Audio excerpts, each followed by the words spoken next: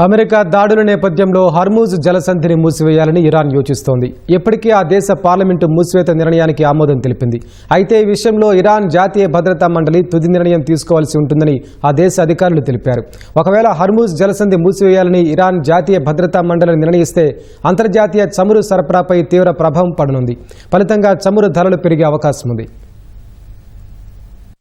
పశ్చిమాసియాలో యుద్ధ వాతావరణం నేపథ్యంలో అత్యంత కీలక సముద్ర రవాణా మార్గంగా ఉన్న హర్మూజ్ జలసంధి మూసివేత దిశగా అడుగులు పడుతున్నాయి.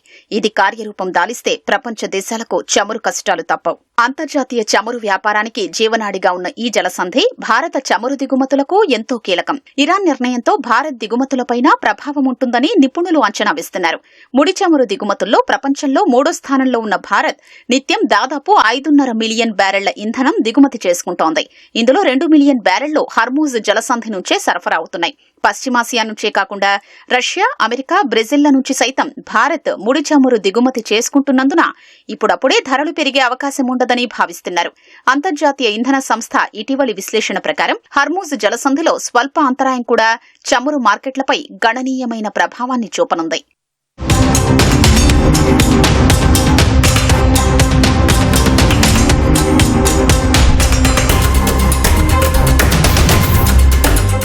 హర్మూజ్ జలసంధి మూసివేత అంశంపై కేంద్ర పెట్రోలియం శాఖ మంత్రి హర్దీప్ సింగ్ పూరి స్పందించారు. గత 2 వారాలుగా పశ్చిమాసియాలో మారుతున్న భౌగోళిక, రాజకీయ పరిస్థితుల్ని నిశితంగా పరిశీలిస్తున్నామని సామాజిక మాధ్యమం ఎక్స్లో పోస్ట్ చేశారు. గత కొన్నేళ్లుగా చమురు సరఫరా విషయంలో పలు కీలక నిర్ణయాలు తీసుకున్నామని తెలిపారు. ఒక్క దేశంపైనే ఆధారపడకుండా వివిధ దేశాల నుంచి చమురును దిగుమతి చేసుకుంటున్నామని వెల్లడించారు.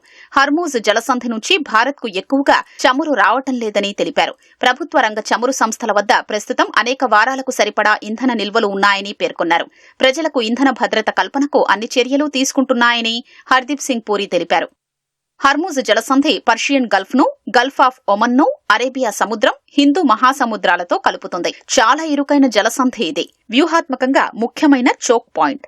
అత్యంత ఇరుగ్గా ఉండే ఈ జలసంధి వెడల్పు 33 కిలోమీటర్లు. Saudi, Iraq, UAE, Qatar, Iran, Kuwait, బహరీన్ దేశాలు ఈ మార్గం నుంచే ముడి చమురును ఎగుమతి చేయాల్సి ఉంటుంది. ప్రపంచ వాణిజ్యం, ఇంధన భద్రతకు కీలకమైన ఈ జలసంధి మార్గాన్ని సురక్షితంగా ఉంచేందుకు అమెరికా, ఫ్రాన్స్, చైనా లాంటి దేశాలు నౌకాదళాల్ని అక్కడ మోహరిస్తుంటాయి.